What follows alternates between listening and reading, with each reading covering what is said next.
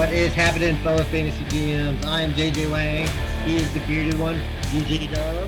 And with our powers combined, we are the Fantasy Couriers. So, JJ Wang, we have some rookie drafts ongoing, some rookie drafts coming up. It is rookie draft season, and we're going to continue that here. How are you feeling about rookies that you're picking up or running through? I like them. This is probably one of my favorite parts of the year. I just love figuring these guys out. Like I said, I've been probably keeping up with these guys probably since the beginning of last season, probably, just starting to listen to them. But yeah, I put so much time into figuring out all these guys are. Would just wish there was a way that I could have them all on my team. But like every year, I just want to just like get rid of all my guys and just bring in all the rookies on the team. Let's just see what happens. Yeah. Yeah, we had in our league, we had our waiver pickup, and we were talking about this prior. I made the fatal mistake of forgetting that we do it through waiver wire after the draft, and I spent all my waiver wire fab thinking we'd refab up, and I was like, ah. But I was excited that you didn't snake me on my boy Jerome. I just brain farted on his name. Going forward, Jerome Ford. Thank you. Yeah, Cleveland Browns back running back that I was excited about to build for next year. I mean, in that league, I pretty much drafted all guys for next year.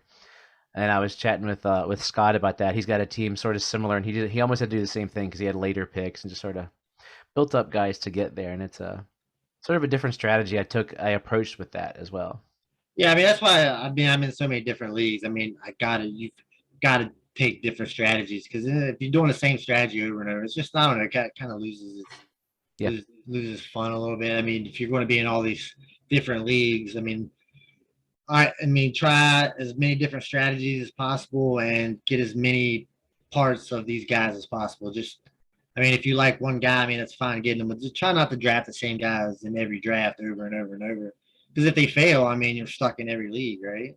Yeah, and I've seen some teams where that has really done them in. And I've also had a buddy who had a team where he had like all the good players all at once. And that year he won so much money. I've never Yeah. seen that happen ever again. But it's one of those. It's an all or nothing kind of thing. But it's fun to be able to have different strategies. And that's why I think I talked about it last year. I won't do multiple leagues that are exactly the same. So I'm in a bunch of leagues, but I want my leagues to have variety. Now, there's guys that both of us know that we like. Like I have I a. mean, there's going to be guys that if I can get in every league, I'm going to get in every league if I Mhm. can. I mean, I've got no issue. Josh Allen would be great in every league, wouldn't he? Oh yeah, I'd love that Josh Allen in every league. Josh Allen, Jonathan Taylor. Get the That'd be awesome. Justin Jefferson. I mean, And Jamar Chase, all as a team. Jamar Chase, just kill it. Just throw in Kelsey, maybe just have the perfect team. Yeah, You all those guys, have your one old guy. yeah, but yeah, that's just like you have those guys, but it's like these guys later on in the draft, and we'll talk about a few of them. Like you just don't. They're so cheap, and you just don't know if they're going to explode. I'd rather have these guys on my team than say a guy that's been in the NFL for 3 or 4 years and has really never really done anything. So I'd rather get rid of him.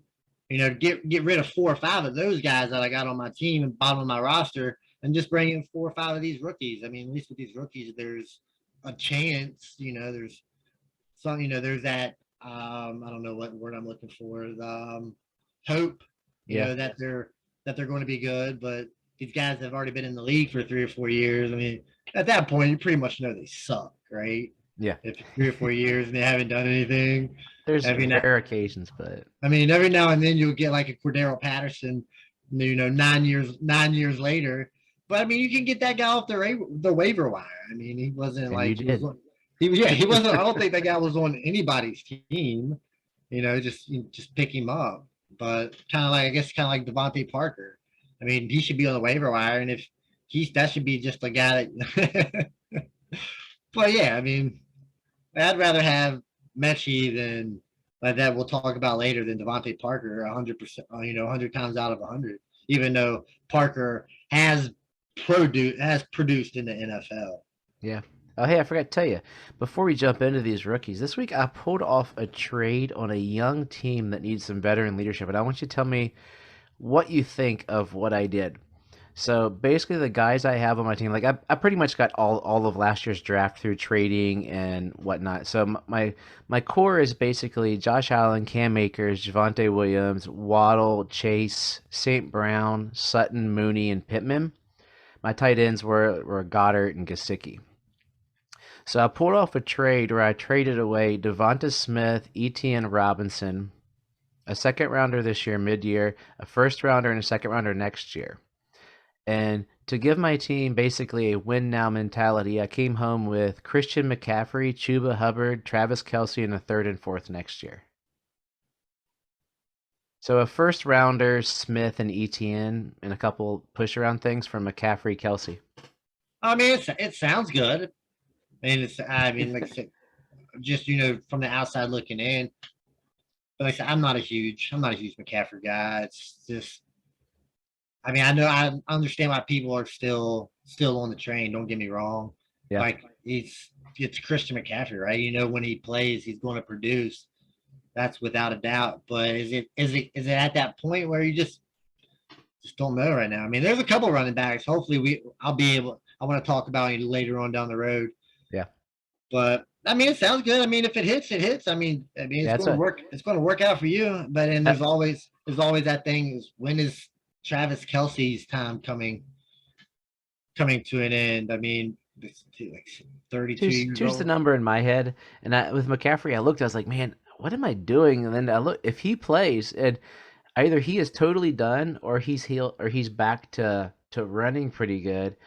When he plays, he puts up 20, 30 points a pop. Yeah. But like, regardless, I'm like, it is a full point per reception league. So I was like, I'm gonna throw it in there. I was really excited to finally get ETN in the league. I had just gotten him in that league, so I was like, oh crud, that was the cog. But it balanced out trade wise. But I'm curious to see what happens out of it. And one last note for you from your former favorite team. I was reading an article that apparently, what was it? Zeke was running 22 miles an hour during practice, so he's up to like Zeke speed, and maybe it's the knee, right? The knee is back, so we might talk about other running backs that could be hurt. That even though he stunk last year, he was still RB6. Yeah, I mean that's How does that happen? He's got the volume, man. Jerry paid him $90 million. You've got to give him the ball. I mean, he's going to be the touchdown guy. So I mean, he's just going to plod along and 3.5 yards a carry and get 8 touchdowns.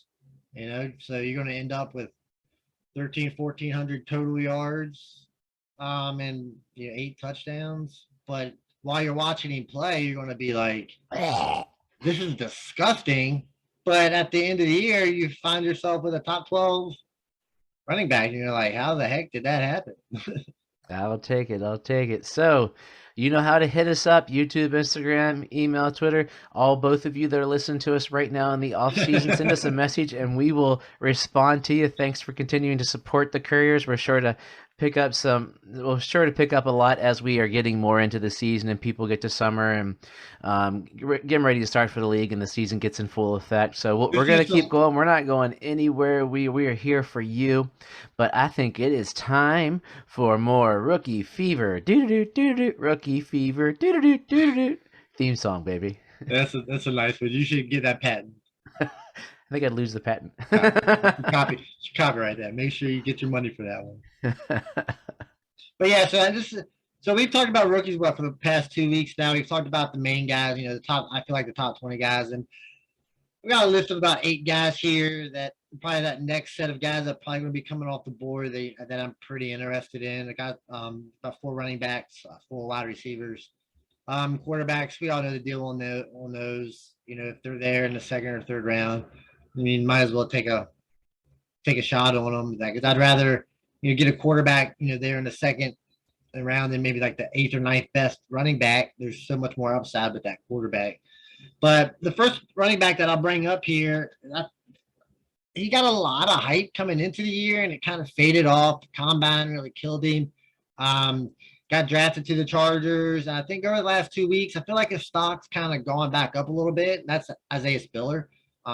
He's a big back. What's his size? He's like 6 foot 220, right? 6'1", 215. Yeah, so I mean he's a big back. He can definitely carry the load.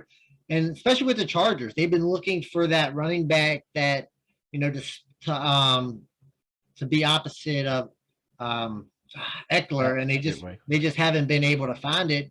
But I don't think any of those running back is the caliber that Isaiah Spiller is. I think Isaiah Spiller is. I think he pretty much landed in the perfect spot. I mean, he can be the ground and pound, and Eckler can be just who Eckler is. I don't think Eckler's role is going to change, but I think Spiller can take over from what all those other garbage running backs were trying to do and be that guy, and it just being those two with Eckler getting all all the good work, the catches, and Spiller probably the short yardage work and touchdowns. I mean, I think he landed in a good spot. I mean, I think Spiller is going to get more 2020 than most people are speculating.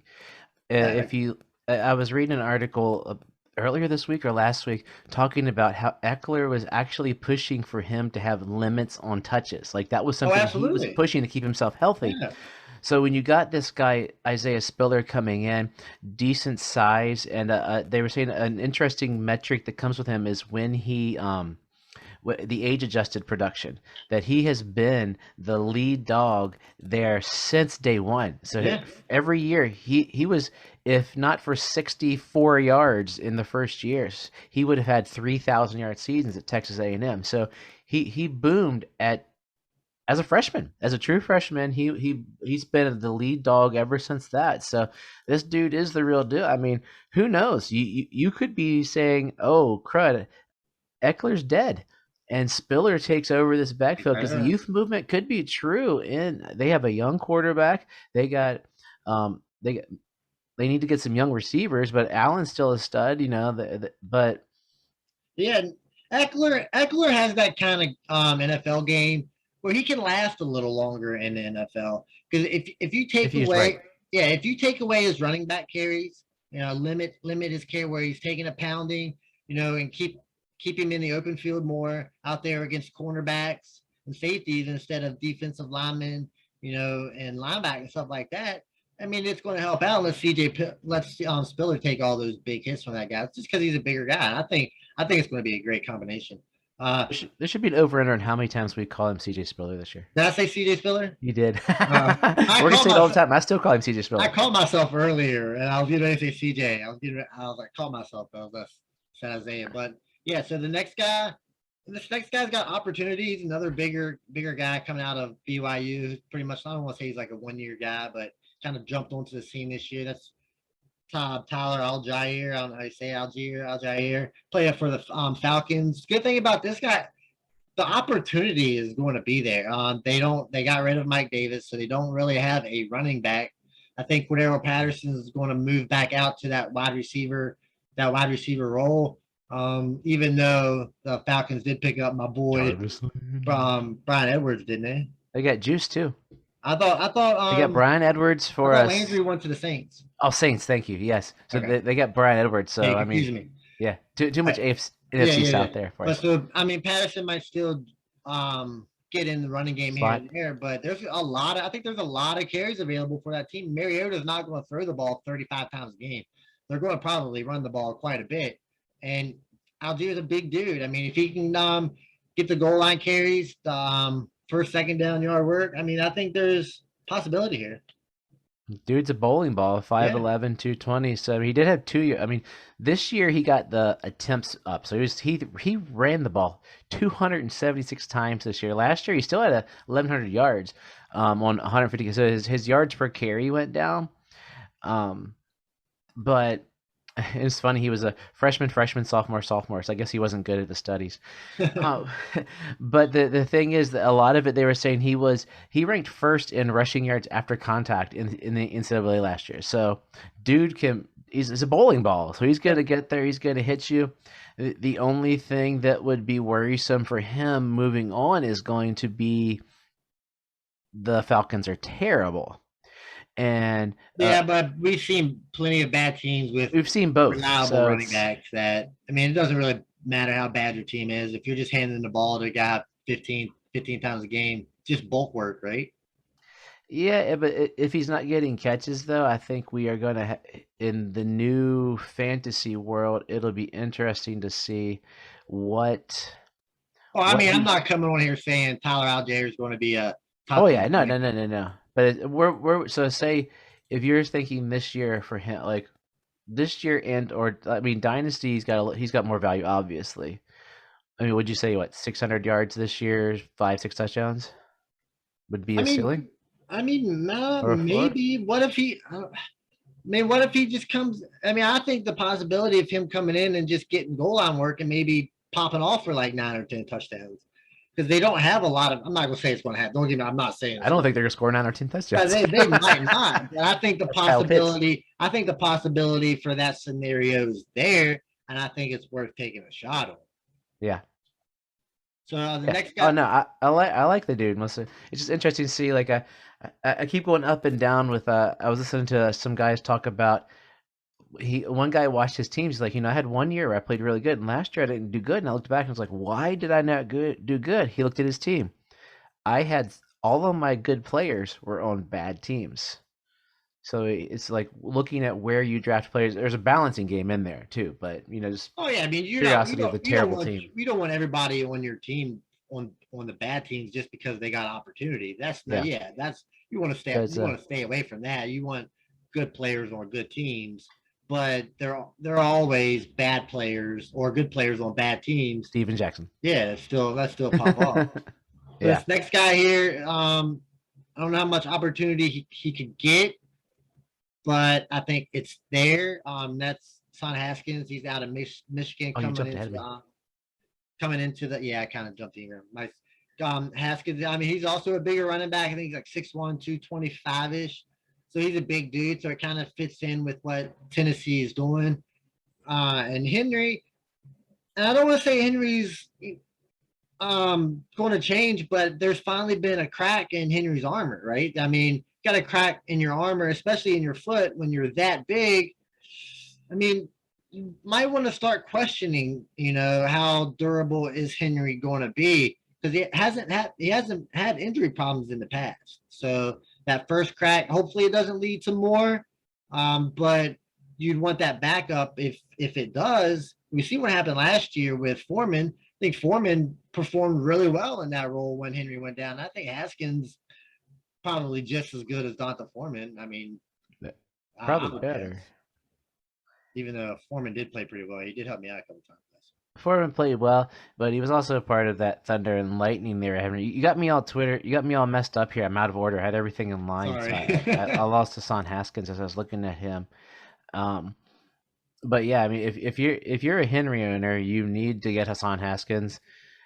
He's gonna get the pound work when Henry if Henry. I mean, Henry's not going down, so it doesn't matter. This is a moot point that we're talking about for my Henry team. That's my good team. When I traded for Henry recently, I know what I'm getting. I'm sure if you've got Henry, that's what you're saying. Henry's not going to go down because Henry doesn't go down. Well, guess what? Henry actually went down last year. And for him, I feel like it's the worst, kind of like the worst place you can have an injury is on your foot, because all that weight, all that pressure is on your feet. That's a big dude. Yeah. So it's. Yeah, I mean, you got to hedge with Haskins. I mean, all of these guys we're talking about are within 5 pounds and 3 inches of each other. So all of these guys are the same kind of. Now that's my kind of running back. 6 foot, same kind of guy. 6 foot 220, man. That's where we're talking early 80s running back here, right? This is a John Riggins kind, just gonna run into you, make you bleed a little bit, and you're not gonna want to hit him again. Yeah, I mean, if you want production, you want touchdowns, you gotta have a 6 foot 220 guy, man. That's just how it is. Haskins is the opposite of Spiller. I mean, Haskins had the sophomore year with 600 yards, and the COVID year was sort of lost with 375, and last year he had a boom year. So he was a late bloomer. Yeah. So, and on a Michigan team it'll be interesting to see where he goes. But I mean, he's an insurance policy this year, hopefully, for Henry owners.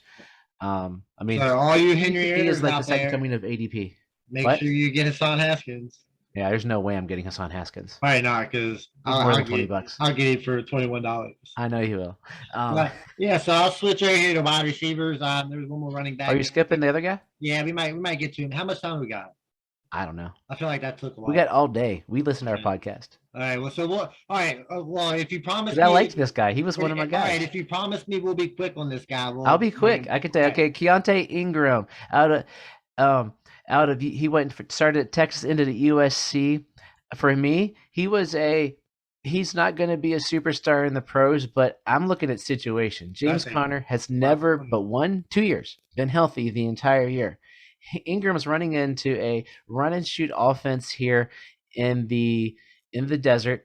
Connor's going to get hurt. Let's be honest. I love James Conner. I've been a fan. I cashed him in last year to get picks, but I just think the opportunity, it's just an excellent opportunity. Chase Edmonds was never a guy they liked. He wasn't one of their guys. He wasn't as big. This guy, once again, same size as the other three guys. They're going to use him to hit so that Connor doesn't get hit. And then when Connor does get hurt, boom. Ingram could be a mid-season redraft waiver wire darling. Yeah, that's why I put him on here. Like I said, if like especially in dynasty leagues, I mean, I think like this guy's got to be on a team just for opportunity when Connor goes down. I mean, everything. I agree with everything you said. That's why I put him on the list. Big dude with opportunity. That's what I go for. So switching over here to wide receivers. So the first guy I got is I'll go with my former favorite team. And the only rookie that I've been able to draft so far is the only pick that I've had. That's Jaden Tolbert for the Cowboys. You want to go ahead and give me his stats real quick? I know he's like 6'3"? 6'3", $190.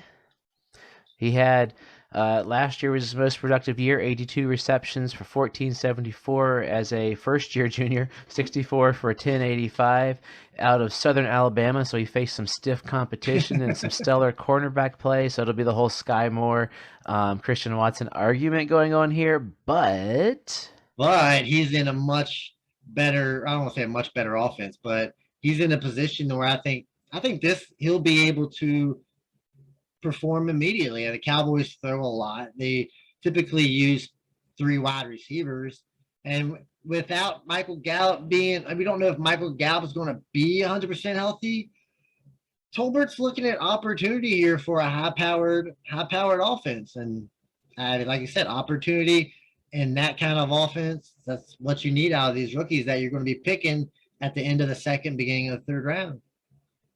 yeah, I think the doubt, like, I've never been a big CD Lamb guy as he's gotten into the pros. Like I thought he was a luxury pick for Jerry, and he seems to have handcuffed the team as to what they can do as they're going through.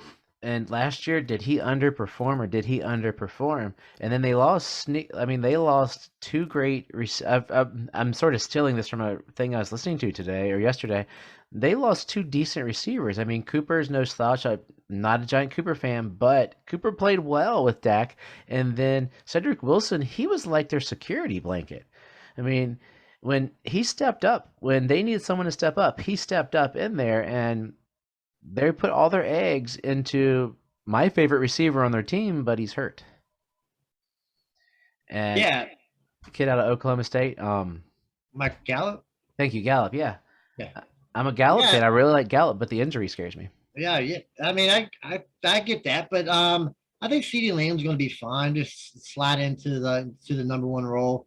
If Gallup plays, he's going to be good, and Tolbert's going to be opportunity because they don't have a lot of receivers. Like you said, they got rid of them. So opportunity is what we live for. And this next guy also going to have opportunity. That's Alec Pierce going to the Indianapolis Colts.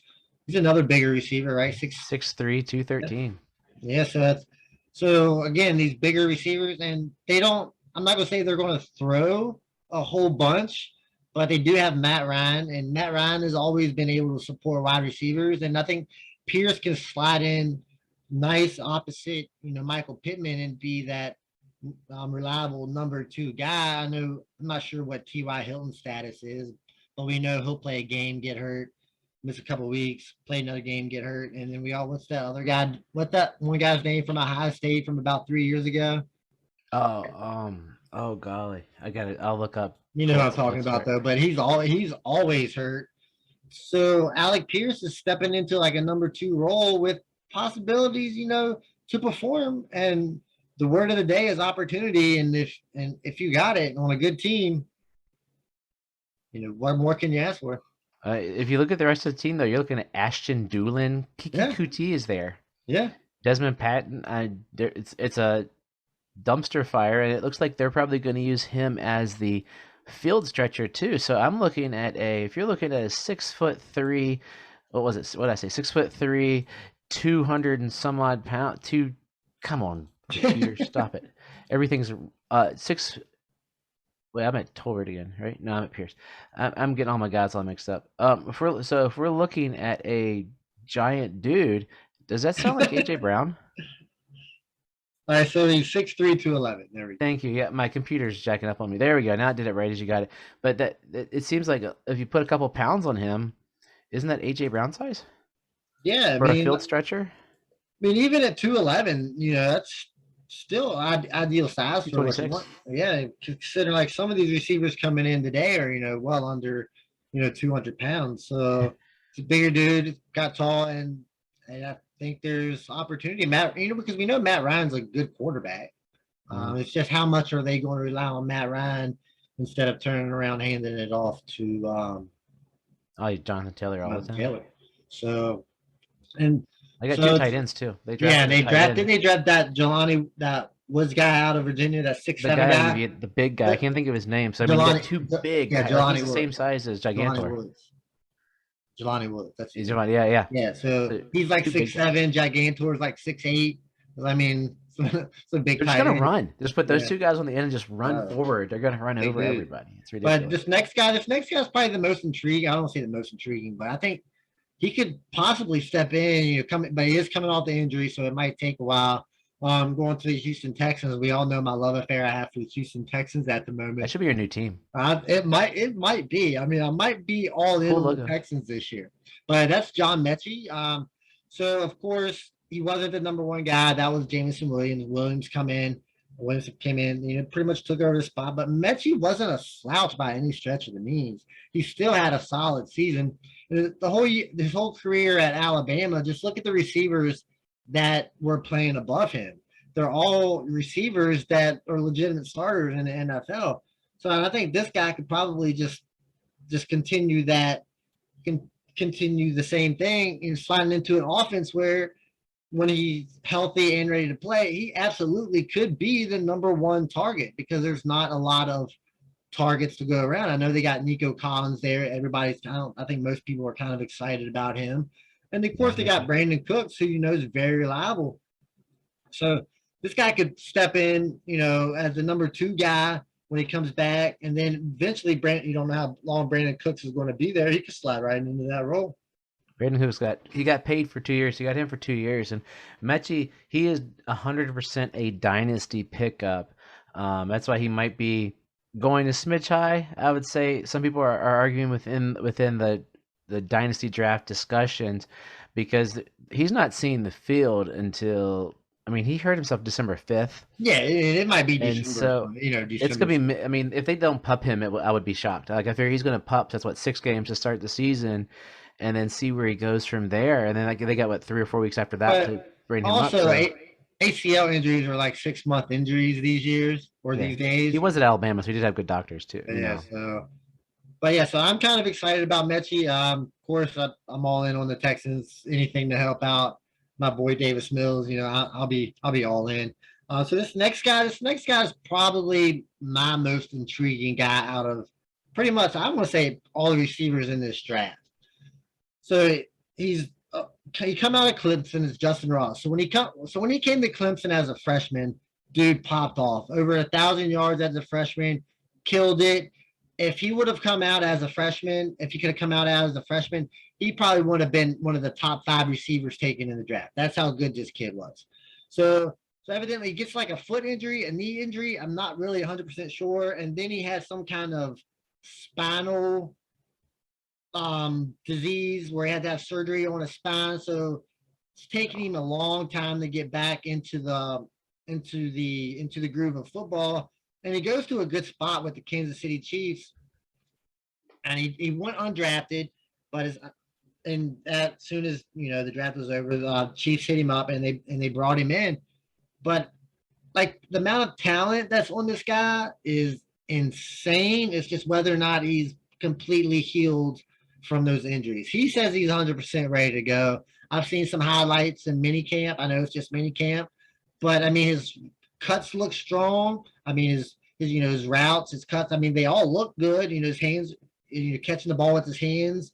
So, I mean, if you got a chance to get Justin Ross really, really late, probably at this point it won't even be late anymore because I feel like he's starting to creep back up the board. I think he probably might take over Sky Moore's spot as the receiver to one in Kansas City. Yeah, it's just scary. Everything I heard about him, all I really know about him is, I remember being young, but it's just scary thinking like doctors were like, dude, don't play. Yeah. Like you one little thing and because of what the injury was, and he played. And he looks good. I mean, I'm not sitting here watching all of mini camp, but I'm watching Yeah. clips here, clips there, and looks fast. I mean, like I said, he just looks solid out there. I mean, He could be that standard thing that Andy Reid always gets, that diamond in the rough kind of player. It screams Chiefs. It screams Andy Reid in general, actually.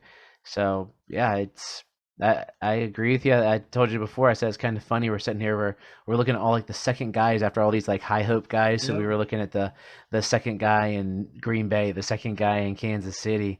So it'll be interesting to see how they pan out. I mean, it only takes one opportunity for those number two guys to be the number one guy. I mean, Russell Wilson wasn't supposed to start. Yeah, I mean, I wouldn't be surprised if any of these guys end up being fantasy relevant this year with all the, especially at running back, with all the injuries that go on at running back. So, and like I said, hopefully you've learned a couple of names here, and you can get a piece or two of these guys. That sounds great. Getting into the rookies, you got a bunch of drafting to do next weekend. I got my $20, and we'll hash out some of what you ended up with through that draft. You can talk about your strategy. Hopefully, I can get some one or two, at least two guys that I want. I know it's going to be hard with homeboy's got like $1 million. But yeah, I've never seen anything like that. So we have a draft, and we'll talk about it maybe more to open the thing next week. Next week we're going to do overrated, underrated rookies. But in this league, a guy came into the league, traded away a lot of his draft picks. It's a proxy auction. He has $1,700 in cash, and I have $20. Like four guys have nothing, and you have about what, 500? I got like seven. I got 700. 700, and like the next guy after you is 450 or something. So it's just through trades, it's an interesting dynamic. Like some guys are trading away their picks. I just hope this guy's ready to pay a lot of money for certain players if he wants them or not, because I'm going to make him pay. Breece Hall over under 600. It could get that way because I'm going to get him. If he better hope he wants to pay that much for him. Yeah, luckily he doesn't listen, so we're good. So JJ, man, give us some rookie wisdom, and we'll roll out of here. And don't forget to tell us to trust the process too. I'll try to. I'll probably forget by the time we start. So actually, I do have some. I don't want to say it's wisdom, but some hope that, like, if somebody sends you a trade, I know we go through this every year. I know it's dynasty. A lot of people really aren't paying attention. They're still thinking, I still got all. This part of the year is important. But if you're in dynasty leagues, make sure you're at least going back and checking your league every now and then for a trade here and there. And if you don't like the trade, just hit reject. I mean, I don't think it's going to hurt anybody's feelings.